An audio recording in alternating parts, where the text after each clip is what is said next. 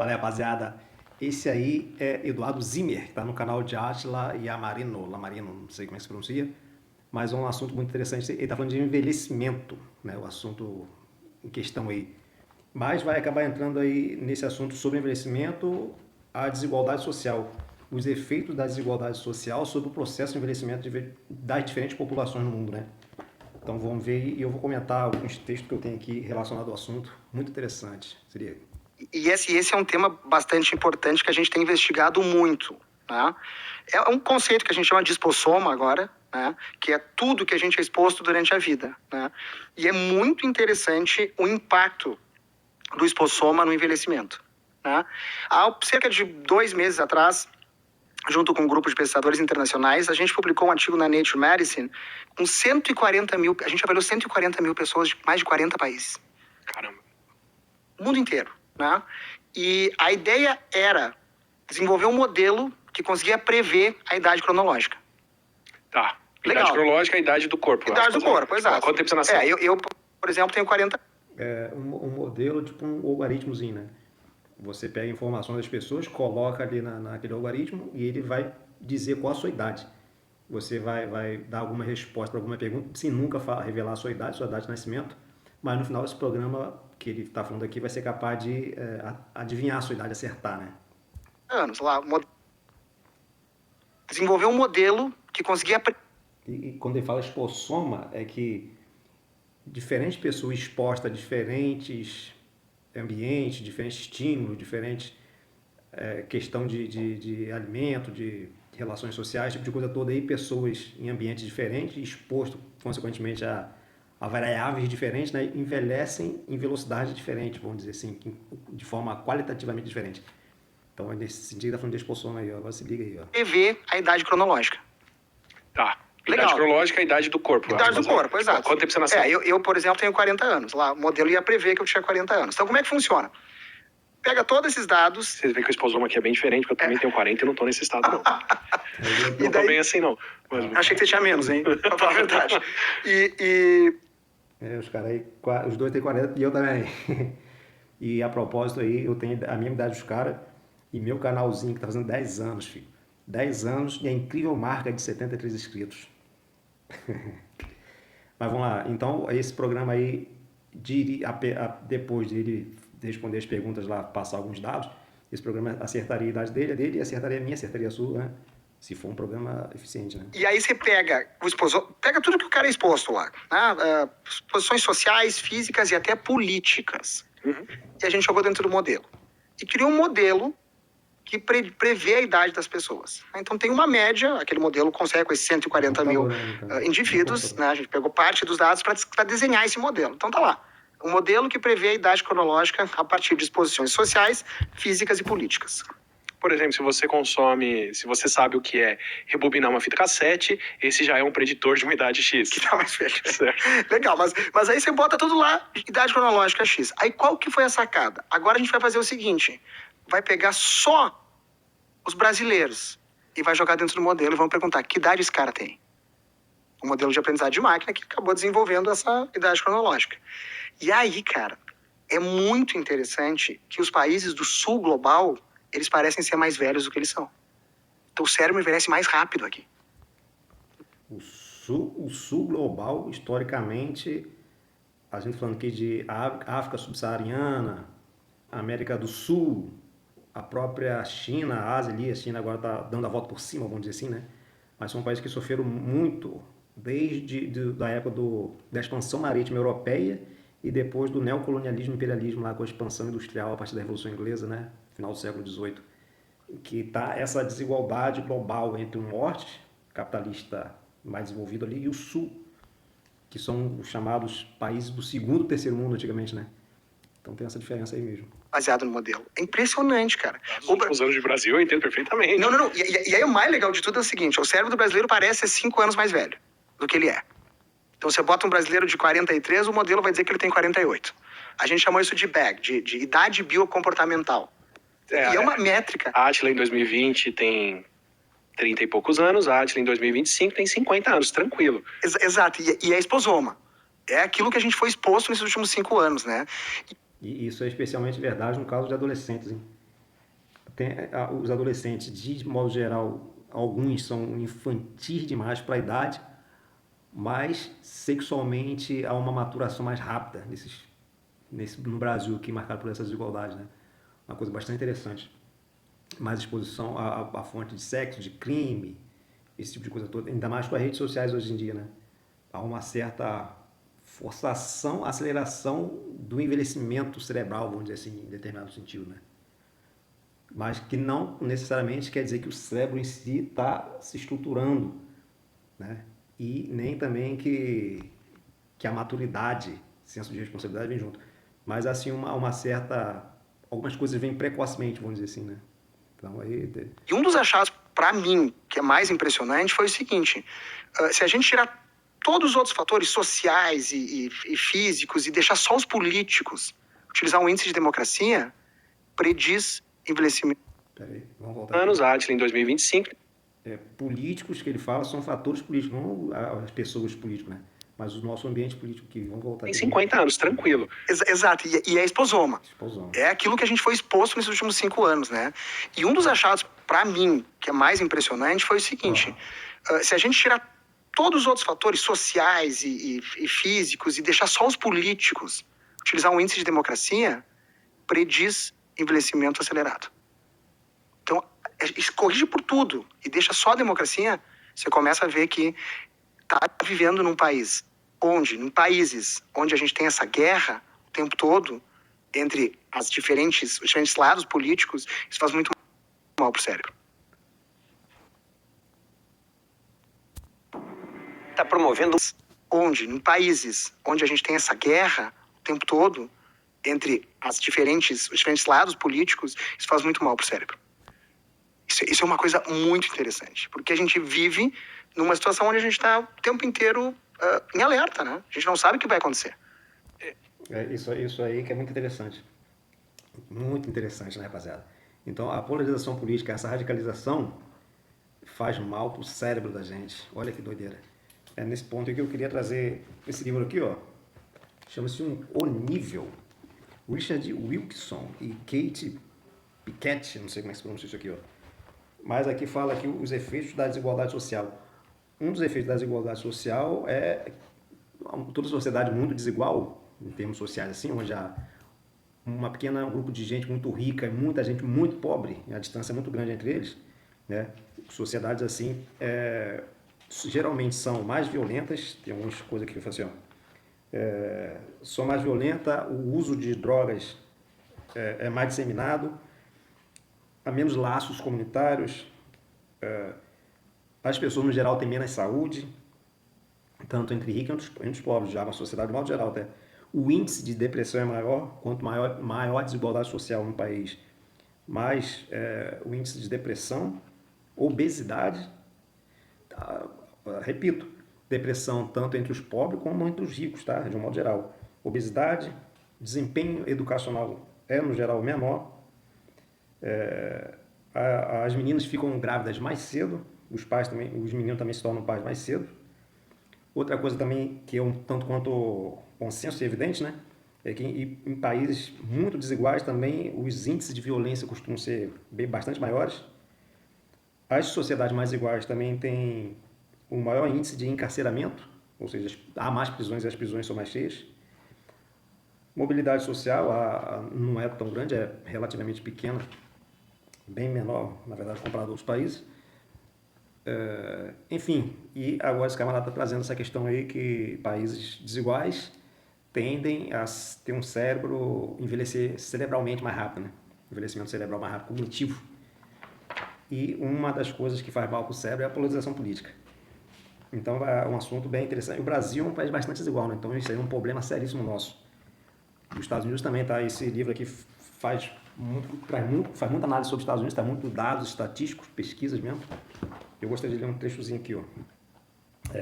As pessoas às vezes ficam perplexas diante do fato de que problemas tão diferentes entre si, como a depressão e a saúde e a gravidez na adolescência, por exemplo, né? Como esses problemas que são tão diferentes entre si, como a violência, doenças mentais, a obesidade, podem ser afetados apenas pela dimensão das desigualdades de renda entre ricos e pobres. Isso aqui, dizer o que é causa e o que é consequência, não fica muito claro no livro. mas há uma correlação indiscutível, né, entre os índices de desigualdade social e esses problemas como saúde mental, violência, maiores índices de separação, os casamentos duram menos em sociedades mais iguais, principalmente quando a proximidade entre os ricos e os pobres é muito tênue, né? Quando os pobres vivem em bolsões isolados, sem muito contato com a riqueza alheia, então as coisas tendem a ser brandabaixas. Então, a explicação para essa correlação de desigualdade social e tantos problemas é que são problemas que sabemos ser afetados pelo status social. Ainda que a violência, os problemas de saúde, a obesidade e as doenças mentais sejam problemas que encontramos no topo da sociedade, todos são muito mais comuns quanto mais baixa for a classe social. Esses problemas afetam todos, ricos e pobres, mas afeta especialmente com mais intensidade as classes mais pobres, né? O que as evidências mostram é, portanto, muito simples. Os problemas que todos sabem estar relacionados ao status social baixo pioram com o aumento da diferença nesse status.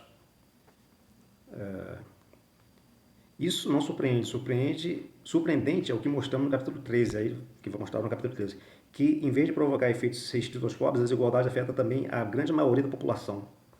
Ou seja, não é só um problema dos pobres, é um problema nacional, né? Que também diz respeito aos ricos, acaba afetando eles.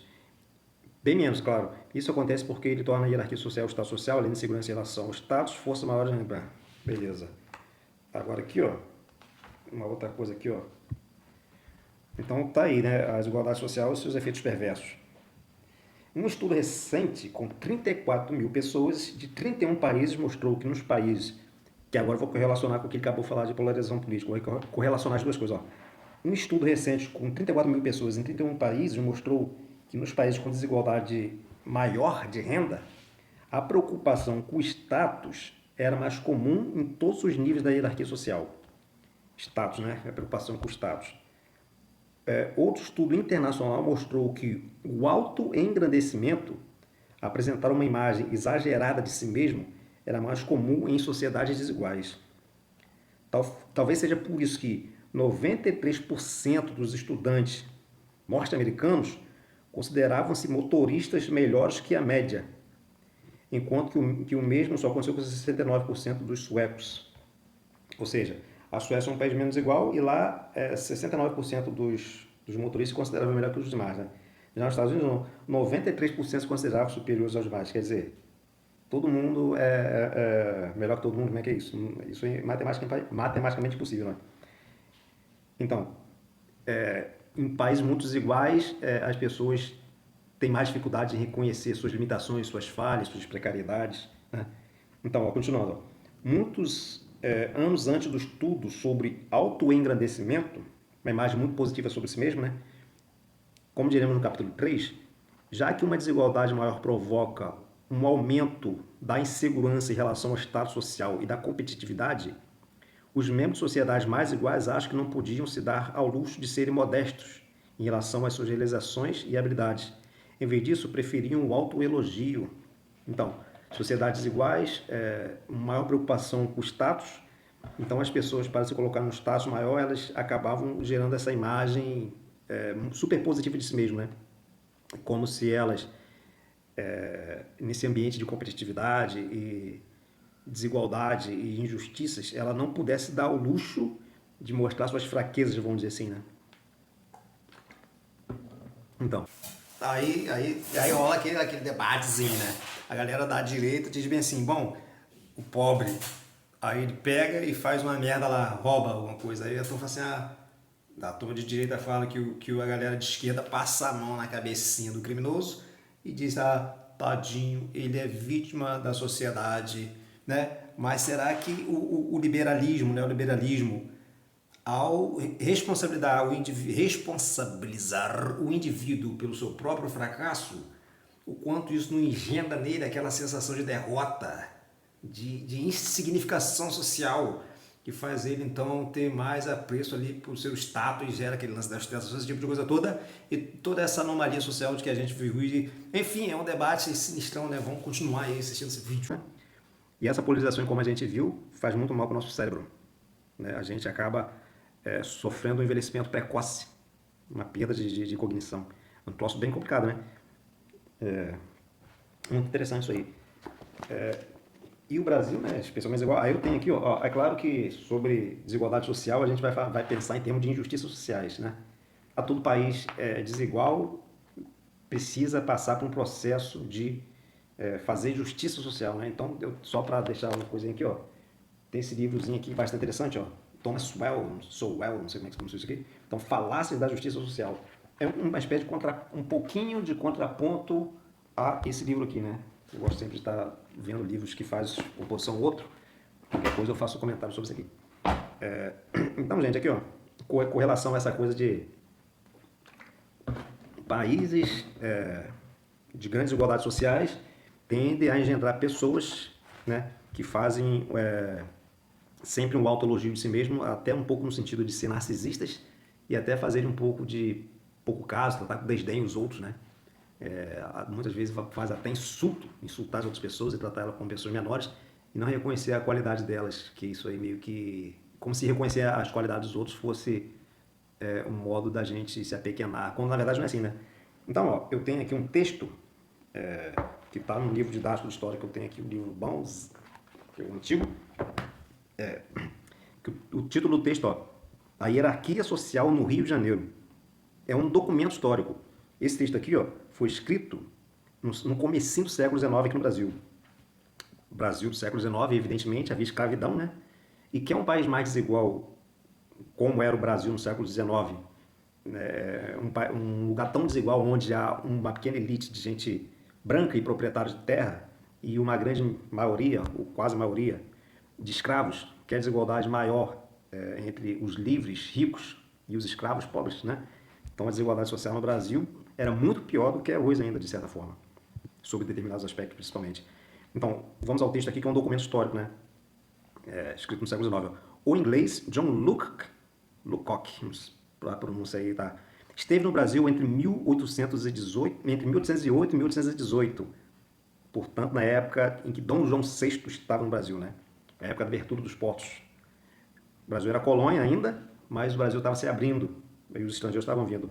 Dentre os estrangeiros que vinham para o Brasil, estava esse inglês aí. Na verdade, a maioria dos estrangeiros que entravam no Brasil, afora os africanos e os portugueses, nesse sentido assim, vinham os ingleses, né, gente, que era parceirão da Inglaterra, Portugal na época. Então, John Loocock, que esteve no Brasil entre 1808 e 1818, era comerciante, chegou ao Rio de Janeiro com outros ingleses após a abertura dos portos em janeiro de 1808. Tinha o costume de anotar e descrever situações e pessoas dos lugares por onde passava. Ele fazia meio com um diário, né? Neste pequeno trecho relata, com ironia e surpresa, o comportamento social dos habitantes da capital e sede do Império Português. Ele estava aqui no Rio de Janeiro e estava anotando as coisas que ele ouvia lá, observava, e ele ficou estupefato com o que ouviu, né? Abre aspas aí para a palavra do cara. O orgulho tolo e a presunção formalizada, que dominavam em todas as classes da sociedade brasileira, atingiam nesta categoria de homens um absurdo singular e ridículo. O orgulho tolo e a presunção formalizada, ou seja, aquela coisa da pessoa se engrandecer, né? Pensar-se e passar a imagem de que se é mais do que, né, do que de fato era, né? Então, aí ele vai contar uma anedota aqui, ó. Tornou-se necessário abrir uma fechadura de que se perdera a chave, e tão rara era a habilidade necessária para tanto que o gerente e o copeiro do hotel, onde então morava, ficaram grandemente perplexos quando perguntei em que sítio você poderia encontrar. Então o camarada precisou aí de abrir uma porta que havia perdido a chave, né? Opa. Mas acabou coisando aqui, mas o camarada precisou aí abrir a chave lá. E foi uma dificuldade para ele achar o chaveiro para abrir a porta lá, né?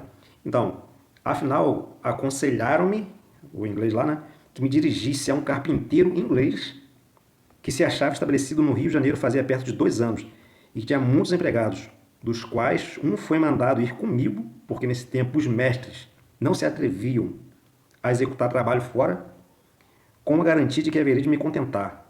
Quer dizer, não tinha nenhum brasileiro ali que poderia fazer o serviço, foi necessário o inglês. E mesmo assim o inglês não foi ele próprio, ele mandou um cara lá, né? Então, aí fez-se esperar por longo tempo, deixaram o cara esperando lá, o cara que precisava do chaveiro. Mas, afinal, para compensar a demora, apareceu-me vestido de grande gala, de tricórnio, que é aquele chapéu de 2 bicos, né? Fivela nos sapatos e abaixo dos joelhos, e outras quejandas, outras ornamentações, né, vamos dizer assim, não? Outras quejandas magnificências. A porta da casa tornou a estancar, parou abruptamente, na intenção de alugar algum preto para que ele carregasse um martelo, a talhadeira e uma outra ferramenta pequena. Ou seja, o camarada não ia carregar aquele peso, né? Martelozinho, a talhadeira e outra ferramenta pequena. Tinha que ter um preto, um homem de cola, um escravo, né? Para poder fazer a coisa. Lembrei-me de que, sendo leves, eu me encarregaria de uma das partes, ou do todo. Mas isso consistiria em um solecismo, que é um erro, uma falha, tão grande como a de usar ele próprias mãos. Quer dizer, trabalho manual ali é uma coisa que é exclusiva para escravos, né? Gente branca, livre, não se pode fazer, se dá o trabalho de carregar peso disso, fazer trabalho manual. O cavalheiro esperou pacientemente até que aparecesse um negro. Tratou com ele e então prosseguiu em devida forma, seguido pelo criado temporário. Cadê? Em pouco tempo deu cabo da tarefa, quebrando a fechadura em vez de abri-la. Ou seja, o camarada nem consertou a chave, ele arrombou a porta, né? Após que o homem importante, puxando de profunda reverência, retirou-se com o seu lacaio. Então mostra aqui, ele demonstrou aqui no textozinho, né, o orgulho e a presunção formalizada que dominavam todas as classes sociais da sociedade brasileira. Essa aversão ao trabalho manual, essa visão preconceituosa, a gente pode nem dizer preconceituosa aqui, porque a escravidão na época era uma coisa natural, né?